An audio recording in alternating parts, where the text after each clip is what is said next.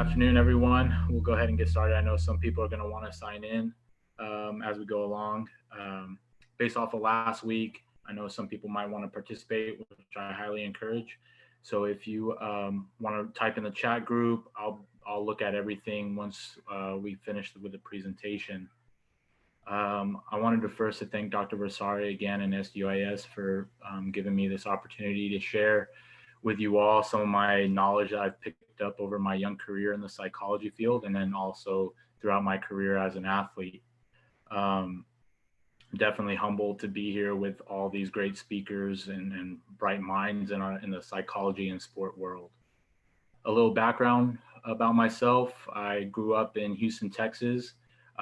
Played all kinds of sports the entire time growing up, but none of which kind of stuck out except for soccer.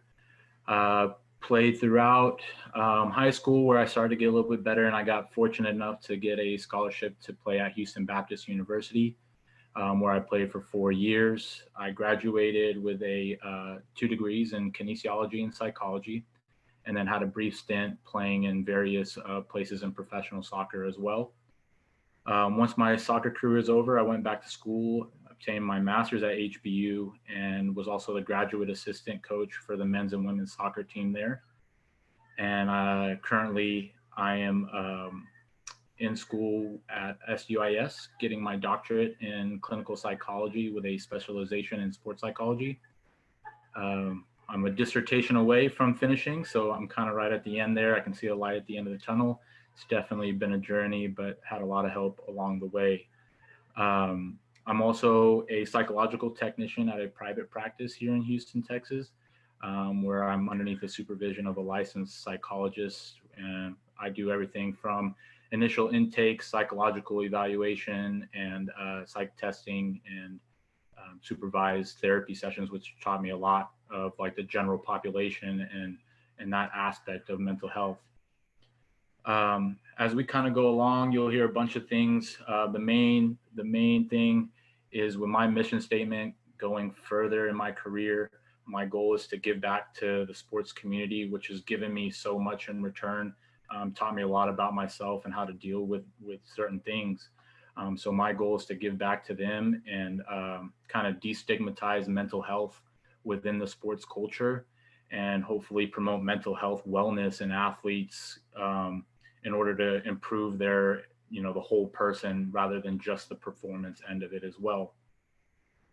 So a little intro before we start getting into cognitive distortions. As an athlete, coach, student, human being, we go through several thoughts per day.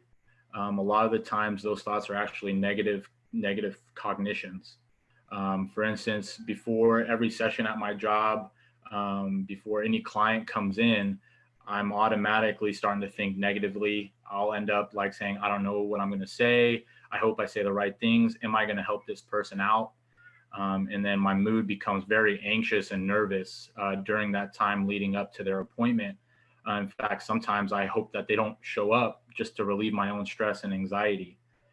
As an athlete, I had similar thoughts as well. Like, for instance, I was a goalkeeper, and one of the things that you do as a goalkeeper is a goal kick, which I've done thousands of times.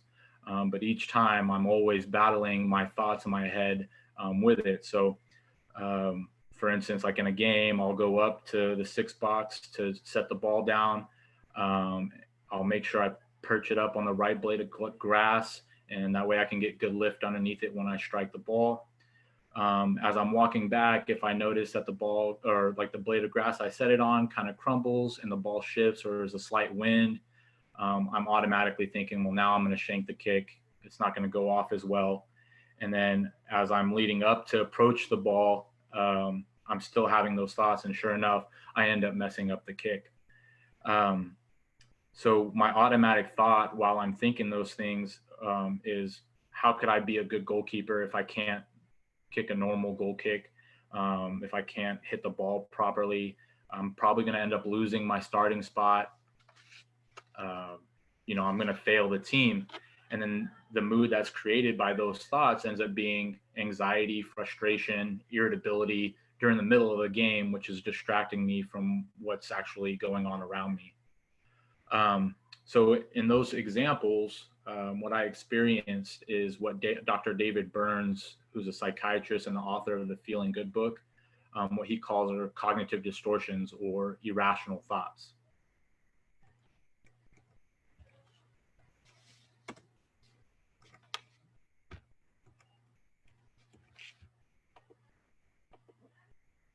All right. So as we get started, it's important to note that cognitive distortions, through cognitive distortions, it's important to note that Dr. David Burns was a student of Dr. Aaron Beck, who is known as the founder of cognitive behavioral therapy. Some of the cognitive CBT principles are that psychological problems are based off of faulty or unhelpful ways of thinking, or learned patterns of unhelpful behaviors.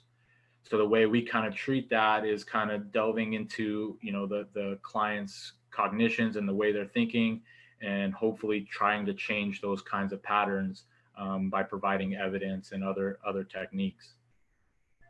The way I kind of look at it is, everyone has a cup in their body, right? And this cup is always full of particular stressors. Like if you have a family, you're worrying about, your kids and their future, or, their whereabouts and making sure they're safe. You might be worried about constant, like financial, like paying the bills and all that, which those remain pretty constant in your cup.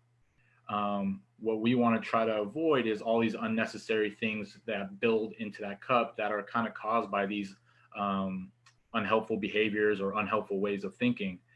And so what ends up happening is all these things start building in our cup. And unfortunately, at some point, the cup can't hold any longer. And we have these uncontrolled releases, which could cause these negative outcomes, such as anxiety, anger, irritability, depression, all these kinds of things. So our job is to get familiar with these things, as we'll talk a little bit more of certain techniques to help kind of relieve the stress that's being put in that cup, and kind of clear things in our head to make us a little bit, or deal with those stressors a little bit more than they would if there was all those things stacked in there. So as we go further, we're going to talk about 10 cognitive distortions.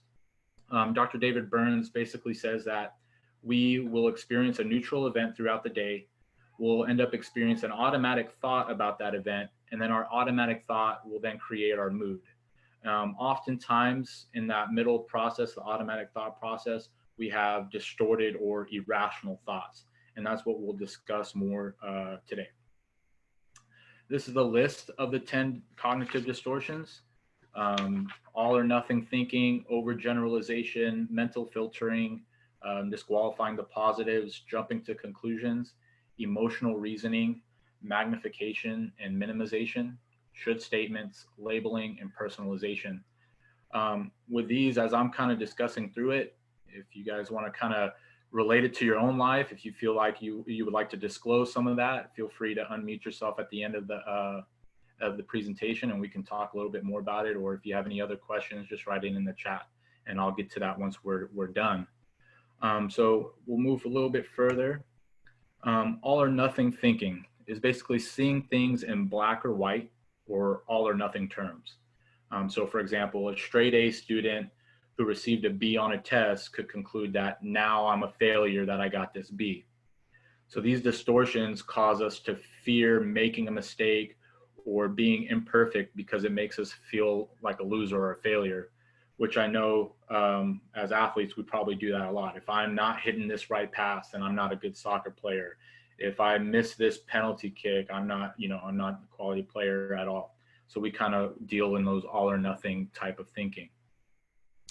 With overgeneralization, it's seeing a single negative event as a part of large patterns or negatives of events. So example, let's just say someone missed the last second shot to win the game. And now that person starts to believe that every time they have a last second shot, they're going to miss that shot. We tend to arbitrarily conclude that this one thing that happened to us will continue to happen every time. It's kind of like whenever we're eating, if someone had something bad to eat, like vegetables or broccoli, and they throw up, then all they can think of is every time that there's broccoli, they're going to end up throwing up if they eat it. With mental filtering, it's focusing on the negative aspects of a situation. For example, upon a student receiving or finishing up an exam, they realize that out of the 100 questions, 17 of them were for sure wrong. And they become fixated on these missed questions and conclude that they're going to flunk out of college now because of those questions, that they're going to fail and not become reach their goals from that. So after the teacher passes the graded test back, there's a note on top of the test that then indicates that that person received an 83 on the exam and that it was a top grade in the class. So we tend to filter out any positive aspects and just focus on the negatives, right? Instead of saying, hey, there's 83 questions that I probably got right and just 17 that I got wrong. We just focus on that 17 and then think that it's a lot worse than what it really is. Disqualifying the positives is really just rejecting positive experiences by discounting them. For example, someone complimented your golf swing. You might respond with, oh, they're just being nice, or they work here, so they have to say something like that to me. As human beings, we do this a lot. We're really quick to dismiss these positive affirmations because we're just naturally very critical of ourselves. Jumping to conclusions is basically concluding that something negative will happen or is happening with no evidence. This really probably drives up a lot of anxiety with a lot of people. It kind of creates this fantasy world which causes the anxiety to occur. So for example, with this one, let's say that I'm giving a speech through a webinar on Zoom and I notice people leaving a session, or maybe they're not focused to when I'm talking. And then I start to believe that they must think I'm boring, or I hope this person wraps it up soon. So then I start kind of jumping to those kind of conclusions just based on them, their interactions with me, or just me visualizing that. Another example would be like looking at a picture of a friend on social media on their vacation at a tropical beach with a beautiful sunset. They got drinks in their hands, looks like they're loving their lives. And we tend to think that their life must be great. I wish my life was like that. I don't necessarily even come close to experiencing that happiness now. But little do we know, that was the only occasion where they had an opportunity to take a great picture on the sunset. Because all the other days that they were there, it was storming. They could have been in arguments the whole time and not having a great time, except for that one particular moment, which we choose to then jump to those conclusions, and that we're not happy because it looks like they're happy on the vacation. With emotional reasoning, we assume that negative emotions are necessarily reflect reality. So words like, I feel dumb, therefore I am dumb, or I feel guilty, therefore I must have done something wrong. Oops, go back here. With magnification and minimization, blowing things out of proportion or just shrinking them. For example, I can't believe that pass went behind the wide receiver. What a terrible mistake. My reputation as an accurate quarterback is out the window. It's ruined. Or with magnification, that usually occurs when we look at our own mistakes or imperfections. With minimization, that occurs when we look at our strengths as being unimportant. So if someone's strength is communication, we would then say everyone at this level has good communication skills. It's really not that important. It's just like anybody else. With should statements, it's putting constant demands on yourself by saying you should be or should have done certain things. I know as athletes, this is kind of our perfectionist thinking. We tend to kind of use these phrases a lot. Like, for example, I should be, for an athlete who's rehabbing an injury, they might say, I should be at the running phase of my rehabilitation. We tend to motivate ourselves with should statements, which then in turn creates more pressure and more stress on ourselves. Labeling is the overgeneralization by attaching a negative global label to a person or a situation. Um, for example, after missing a putt to save par on the 18th hole, the golfer might say, "I'm a complete loser." So labeling just kind of creates that self-defeating behavior or feelings. Um, I mean, honestly, life is hard and complex as it is, with several changing variables. We need to stop defining ourselves with these overly simplistic and wrong labels. Personalization is attributing negative events to the self without reason. So, for example, a coach is watching his tennis player lose in the first round of a tournament and then says, "I must be a lousy coach because that player lost." This distortion is one that creates the most guilt. We assume responsibility for a negative, and even when there is no basis of doing so. So now, kind of looking into trying to change these negative irrational thoughts, part of it is really getting familiar and training our brain to define what these cognitive distortions are. That way, as we kind of work through other techniques and through this triple column technique that I'll discuss, we're accurately finding what distortion we're having in our automatic thinking phase, and looking at the patterns of our thinking that might be irrational. The other thing is called the triple column technique. That's basically drawing two lines down your paper. One section is designated for your automatic thoughts of the neutral event. The second section is defining the cognitive distortion that automatic thought is. And then the third is creating a rational response to that. Essentially putting things down on paper to show us the pattern of negative or irrational thinking. I do this a lot with some of my athletes at the university that I help out at. We do pre-game kind of narratives, and part of it is writing down three negative things they have or feelings they have about the game, and then fighting that or combating that with three ways to change that way of thinking. The other technique is a rubber band technique that I use with some of the athletes. I definitely use it a lot. I have my little band here. So anytime I'm kind of experiencing those cognitive distortions, I'm just kind of snapping the rubber band just to kind of remind me, hey, like, get out of that type of thinking. There's no good that'll come with that. And again, some of these will work for you. Some of them won't. There's other variations of decreasing the anxiety and stuff like that as well. It's just all about training yourself, doing the repetition, and trying to figure out what works best for you. So as we move on to kind of the post-COVID planning for athletes returning to sport, we also want to stay mindful of these distortions, because with all this changes that come, as athletes, we definitely don't like much change. We kind of like things to be routine for us. Sometimes our mind will kind of take over and those patterns of thought might come in. So it'll be really important to familiarize ourselves with that. So returning to sport after such a pandemic, like I said, will be an adjustment for all those who participate in it, not just the athletes. Athletic trainers are probably, figuring out ways to do things virtually rather than having all these athletes in the training room. Coaches are having to connect with athletes virtually and trying to get, playbooks and stuff like that through online platforms rather than in the locker room or in a classroom setting.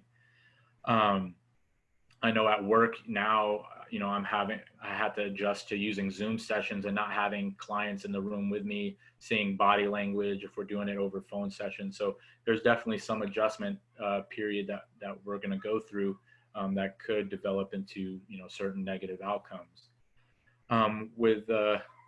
In regards to athletic events, sometimes fans might not be in the stands. Seasons could be altered or shortened. New playoff formats, like the NBA is having now, or even the MLS as well. And then extra safety precautions that might be put in place that could interrupt certain routines that we have. All of these things could cause an increase in anxiety, as we know, are just things that we kind of create in our head, that if these things aren't happening or my routine's interrupted, then I'm probably not going to be successful in the game. The Bundesliga is a German premier soccer league. They've kind of been one of the first, I know there's been some Korean or Taiwanese baseball leagues that come back, but in regards to soccer, this is the first league that has made it back since the break of COVID. Um, and a game between Dortmund and Schalke, which is normally a really big rivalry game that garners over 81,000 fans every time they play. They played a couple weeks ago. As you can see, there's no fans in the stands. They only had 213 qualified attendees. A lot of the players are calling these games like ghost games because there's no cheering or singing, which are typical in those kinds of games. I watched one of them, and I mean, you can just you could hear them talking the entire time. They're echoing through the big stadium, which could cause some difficulty for them in regards to their performance. Angus Mugford, who's the vice president of performance for the Toronto Blue Jays, indicated that it could be quite distracting not having fans in the game or having such a quiet environment, probably because we'll be left to our own thoughts more than anything. Arizona Diamondbacks pitcher Luke Weaver told USA Today that not having fans in the stands will make the game flat. Therefore, a lot of forced energy is going to be used to replace what athletes normally would get from the crowd. So if you're a type of athlete that relies on that external motivation or, the hype of the crowd, you might be a little more susceptible than others. So might have to try to train a different way to get motivated for the game. On a more physical note, pro wrestlers indicated that without fans, their normal hits and bumps that they take throughout a match, they feel it a little bit more than others, a little bit more than usual. So even injuries might be a little more heightened as well.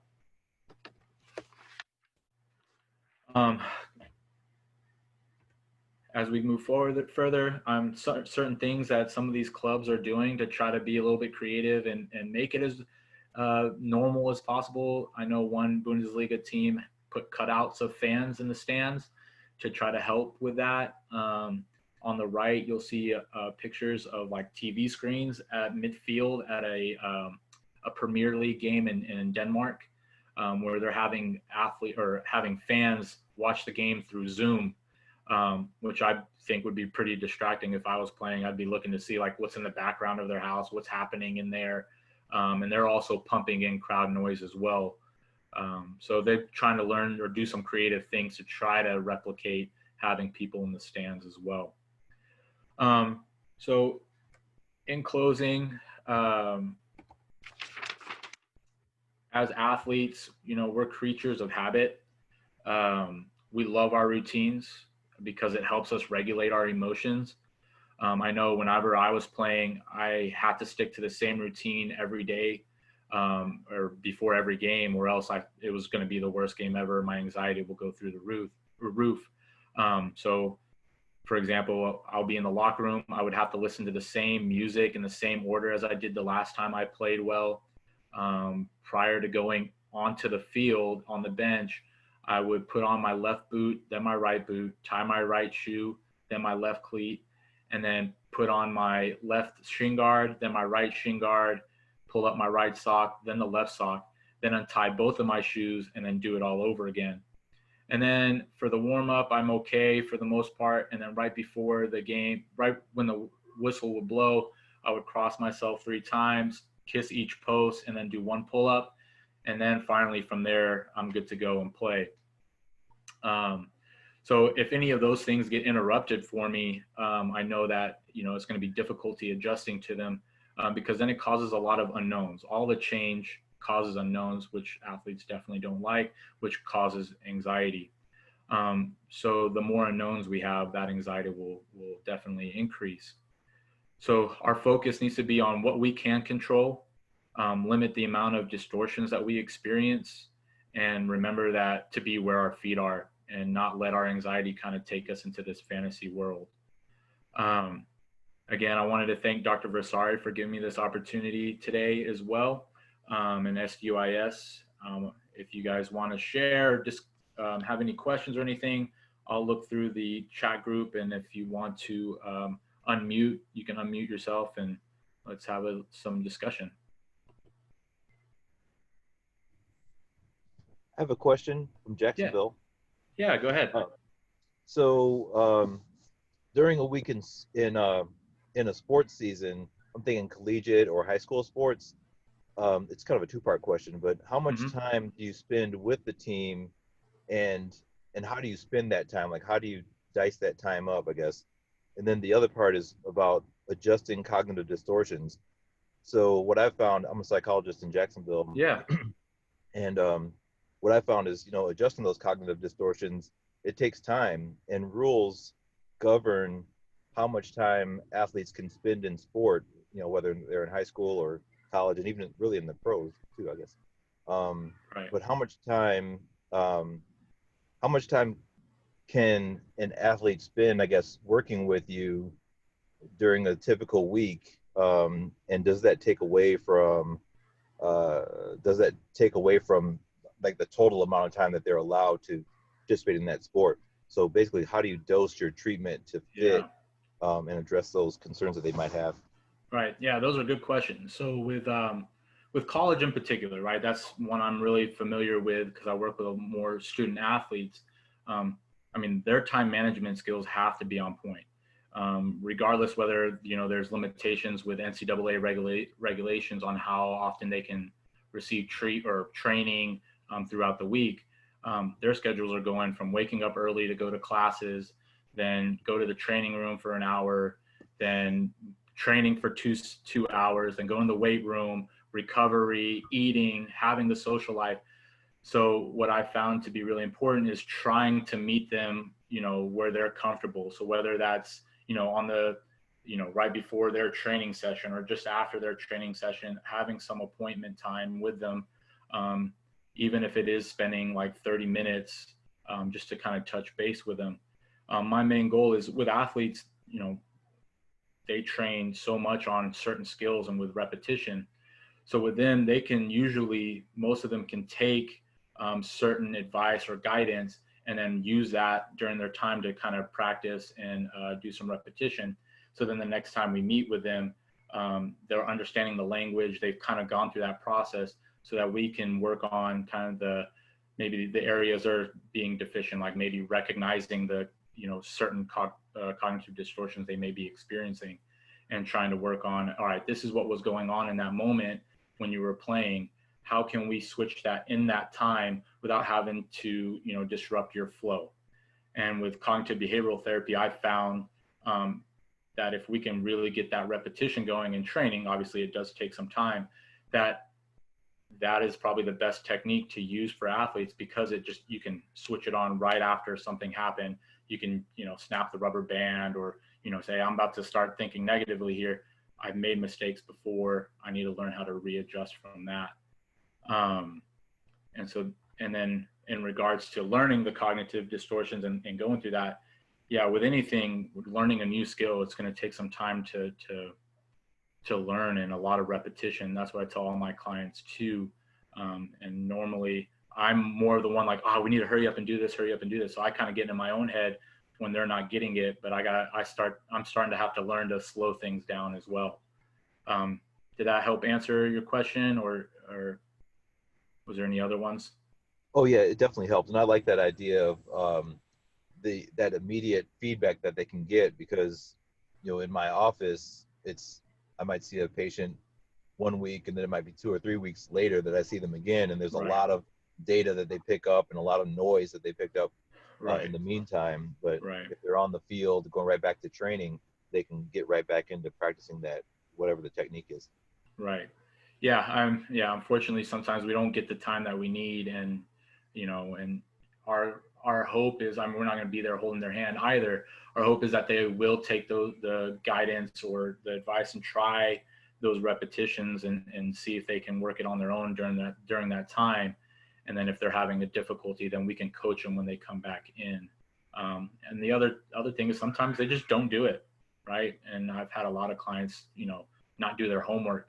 Sometimes it's just asking them, all right, well, what do you think about that? Is there something that you didn't have enough time to do it? How do we adjust it to fit your schedule with your personality, your characteristics? How do we work that out? And usually they kind of figure out the answer with that too. Because I know I've been wrong with certain suggestions. Like if someone were to ask me to meditate, I'm awful at meditating. I can only go for like 30 seconds and then I'm back to, racing thoughts in my head. Hi, Michael. Hi.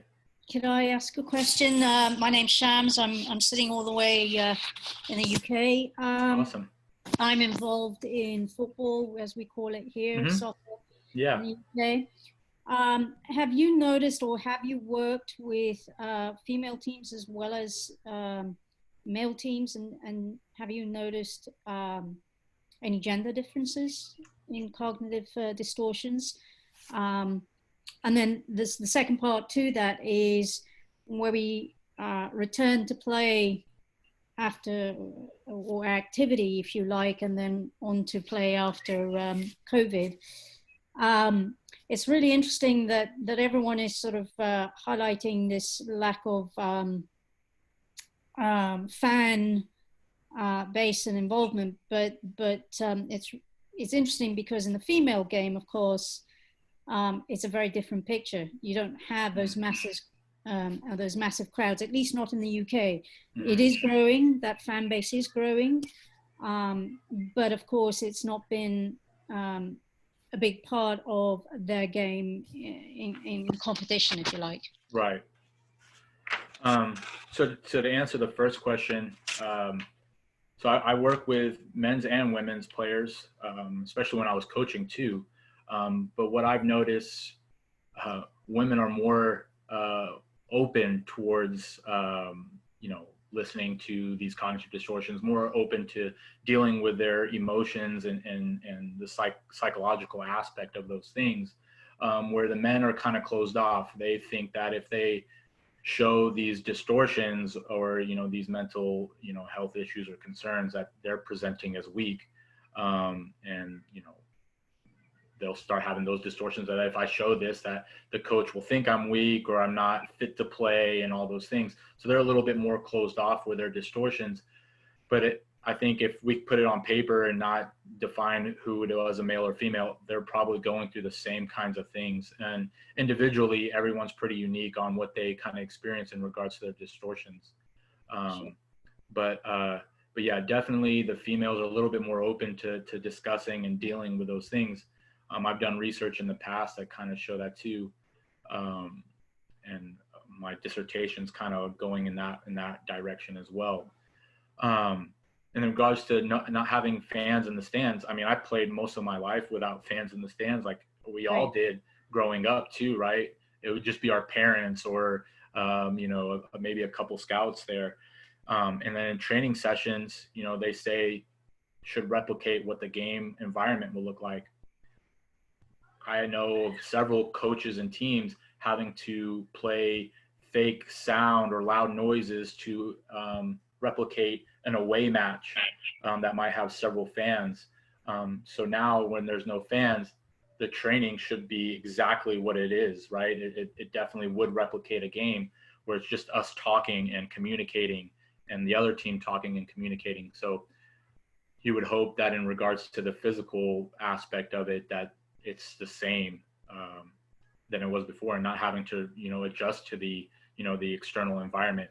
Because obviously we know, especially in the UK, the environment in certain away games is probably more of an advantage for the home team, right?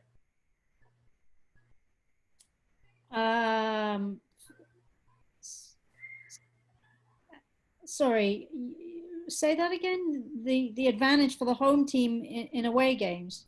I'm sorry. Yeah, I kind of, let me rephrase that for you. So the advantage will be for the home team because the fans are so, unruly. Now with no fans, it kind of leaves it up to more of an even game, right? Yeah, no, absolutely correct. Yeah. And just to highlight, actually, one of the things that they're doing at some of the Premiership clubs here in the UK is they're opening up their car parks to a drive-in type approach where they, very interesting actually. I'm not quite sure how this lends to the atmosphere, but apparently I think it's more for the fans than anything. So their car parks will be open and they'll have these drive-in speakers in their cars connected to what is going on, and screens in their cars so that they can see what's going on in the stadium. Yeah. Yeah, super interesting. I think people are just going to have to be pretty creative on trying to work that out. So just like, watching a drive-in movie. Yeah. I get that too. Yeah, very interesting. Yeah, I'm really interested for that season to start. I'm a big Chelsea fan. All right. Just down the road, by the way. Oh, perfect. All right. I'll look at the chat group here. What is a healthy response to winning? What is a healthy response to losing? Um, there's different aspects to those. It depends on what the game is too, right? Like if it's a championship game and you win, I mean, I'm sure it's a sense of relief, seeing everything you put into that season, blood, sweat, and tears, to feel that way. But if we're just looking at a regular season game, it's trying to enjoy, the preparation that you did and it was successful in that game. And then, then the focus will soon change to what the next game needs to be, instead of kind of saying, oh man, I beat the top team in the nation last week, and then we're playing the last team in the nation, and we're just kind of thinking about the following week, and then it ends up being a closer game than we wanted, or maybe we lose. So I think it's just, understanding and appreciating the win because that was your goal for that week. And then going back to what our next goal is, and that's the preparation for the next game, and continue getting better 1% every day. With losing, it's the same concept. It's just, all right, take it what it is. We're never gonna, we're gonna lose at some point in our career. So it's understanding that, I just got to go back, maybe prepare a little bit harder, and sometimes it's up to luck too, and just kind of focus on that instead of ruminating on the loss and all the negative aspects of it the whole way through, where it ends up distracting you in the next game. I know with the college team, we had a pretty good team whenever I was a graduate assistant, and for whatever reason, every time we played a team that was kind of a little bit lower level than us, we'd always struggle with those games. We'll win, but the win will be ugly. We won't play our best soccer. So a lot of my goal when I came back to do some mental health coaching with them, was to kind of help them focus on, taking one day at a time and renewing goals for that week. So we did a thing where I had them wear kind of white silicone bands on their wrist, and we put tape over it, and then we would write what our goal was, the entire team goal was for the week. So they'd be wearing it on their wrist, as they're going to class, as they're playing, just to help them kind of remain focused on, their goals for that day leading up to the goal of winning the game. Can the motivational climate prevent cognitions or cognitive distortions? I mean, yeah, I think anything can, right? So if we're reliant on fans, if fans boo when I make a mistake, then I might think, well, man, they must think I'm terrible and I need to, get off the field, and I can go into all these distortions based off of, what the climate is around me. If they're being motivational and they're being uplifting, sometimes it could lead to false impressions of myself, right? So it just depends.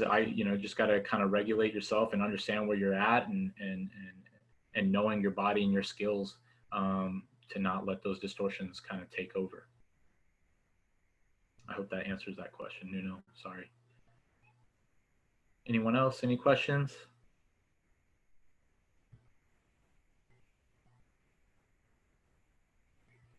So again, if anybody wants any of the information of cognitive distortions, I'll put my email in there.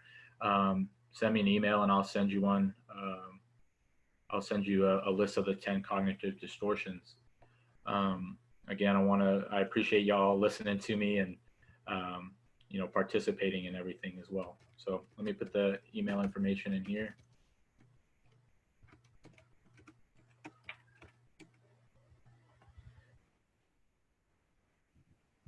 I do have one other question if you have a moment. Yeah, absolutely.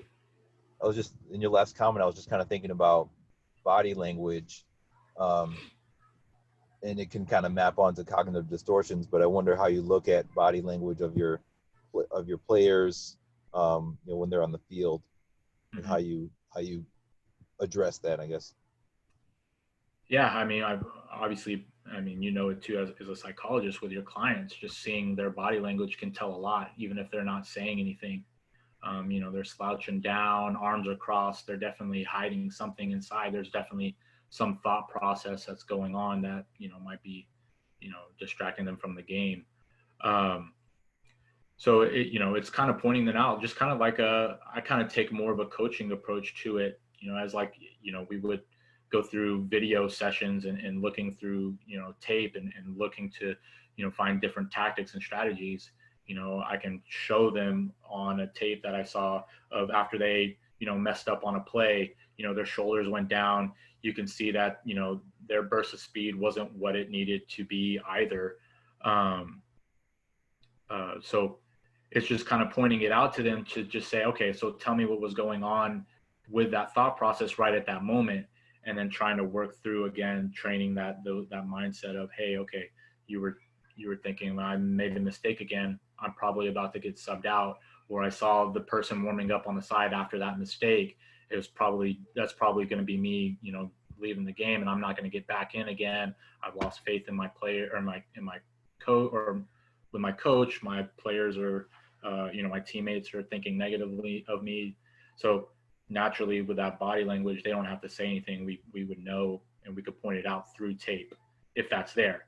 If not, then it's just kind of me pulling them to the side once they come out and just maybe kind of checking them with like maybe one word cues or something like that to get their mind back into it. Because I don't want to take away from their process too much. They, you know, I don't like joysticking. They need to kind of learn on their own to figure that out, especially if I'm not there. Does that help any? Yeah, that's very helpful. Thank you. Okay, yeah, thank you. I was referring to implemented coaching motivational climate. Gotcha. Yeah. I mean, obviously, we take a lot from our coaches, and we also don't like to share things with our coaches. We'll take things. So if our coach says something, kind of like the mental filtering, we might end up saying, well, he's just being nice because I messed up before, or man, I'm, you know, if he's, you know, criticizing or trying to be critical of something I did, then I'm thinking, you know, I'm always going to mess that up. So yeah, I mean, coaching is very difficult, right? You might have your own coaching style, but you'll have, you know, 20 or so athletes that have different motivational styles as well. So good coaching will be able to kind of pinpoint those things. And then good athletes will be able to adapt into that environment as well. Yeah, thank you guys for the compliments. I appreciate it. Anybody else? Any questions?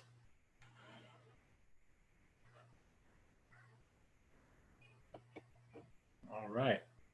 Well, again, thank you guys for coming and listening to me. If y'all have any questions after this, feel free to email me. You know, I like hearing other people's experiences because I learn from y'all too. But yeah, and again, thanks to SQIS and Dr. Rosari as well for giving me this opportunity. It was definitely a blessing.